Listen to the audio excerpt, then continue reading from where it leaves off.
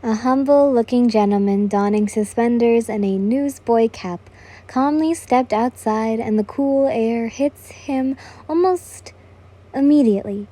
He shivers slightly and rolls down his sleeve before walking out onto the platform of the train station.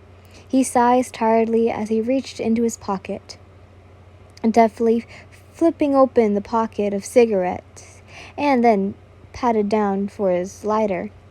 He grimaced slightly, keeping the cigarette between his lips, avoiding the urge to swear at the lighter before the flame burst into light as he eventually got it lit.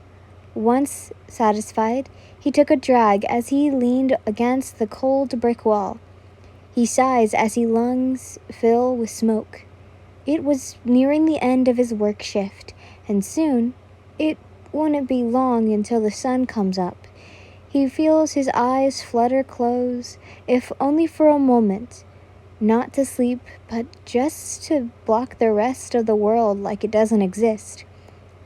He couldn't simply wait to return home to his loving wife and children back home. "Excuse me, young man?" The man's eyes quickly opened upon feeling a gentle tap on his shoulder, and he looks down to see a short, elderly woman with white hair and donning a pink kimono. She smiled warmly, her expression kind and gentle.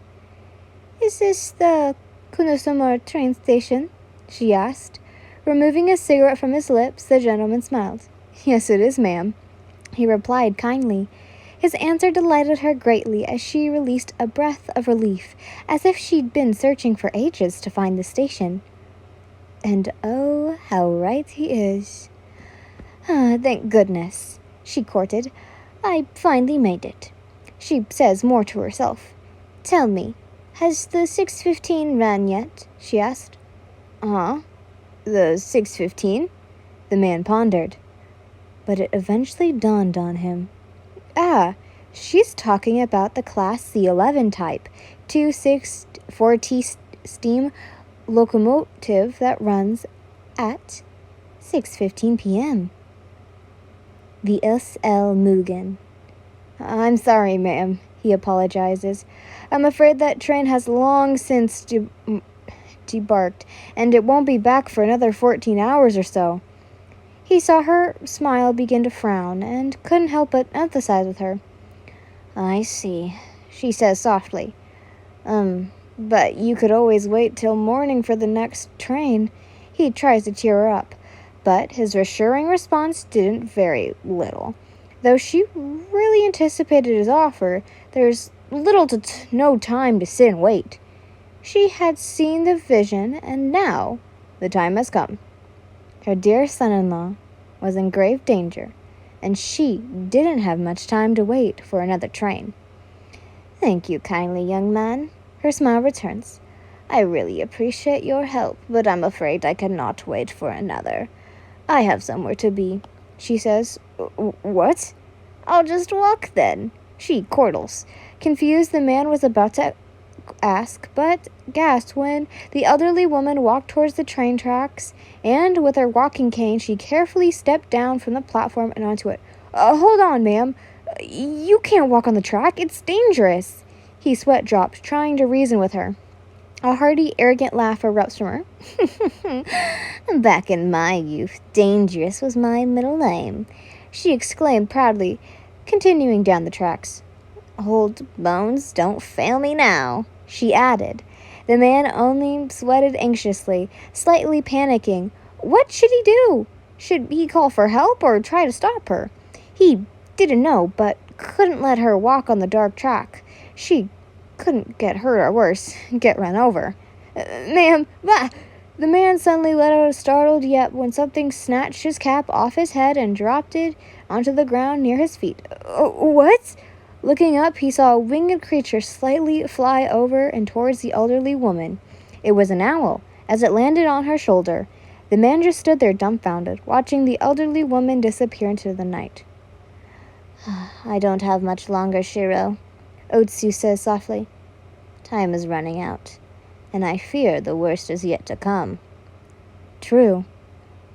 A snowstorm is coming, and She had to be there to catch it. Become a demon, Kojiro. We can continue fighting together for all eternity, came the words of a demon. The Upper Moon 3. Akaza. The Mugen train had derailed and crashed, and all the passengers aboard had been saved from the dented clutches of the lower rank 1 of the 12 Kizuki, Enmu. And now, Kojiro and his young Kasukai found themselves facing off against Akaza. There's a bone-deep ache. The blood coursing through his veins felt hot, but Kojiro could not feel what's supposed to have been a hot white pain. During the heat of the battle, he had the Upper Moon both stood on equal grounds and had been equally matched in both terms of speed, strength, and stamina, neither one faltering nor seemed to be out of the match. Though it had been a fierce battle, however, in the end, Akaza managed to punch through his torso, floating, injuring him by piercing his solar pelvis. His fist passing through Kojiro's ribcage and muscle tissue. In defense, his body had immediately released his neuronal drives and had automatically blocked the transmission of pain signals to his brain, sensingly giving Kojiro enough time to process the dire situation he is in. Kojiro could feel his lungs burn with every blatant breath he took and hear his heart pound loudly in his ears. Warm crimson trails down his forehead, bleed through the fabric of his uniform, and his crushed eye was hidden painfully shut. Akaza watched the warrior breathe in flames, still breathing the life and barely hanging on by a thread of his making, with revulsion. It amazed the demon greatly to see the prevented human, such as Kojiro, still alive and standing. After receiving a fatal wound, indeed, the flame pillar was strong enough to continue striving his way forward to an untouchable victory. To Akaza, Kojiro is a worthy opponent, and he wanted to keep fighting this magnificent human being forever. You're going to die, Kojiro. Tell me you want to become a demon, and I'll give you the blood. You'll be able to heal your wounds and live forever, Akaza tells him. Kojiro's strength, the beauty of the powerness, was already crushing to ash. For Kojiro, his enemy's words went in one ear and out the other as Kojiro felt his eardrums of his body slowly subside. Small sensations of pain began to circulate through the nerves of his body, and he gave a soft grunt. Yet, the sharp sting of pain only surged his body further. Kojiro wanted, no, he needed to defeat his enemy in order to protect everyone. As the demon slayer in Hashira, that was his solemn duty to protect the innocent and the weak.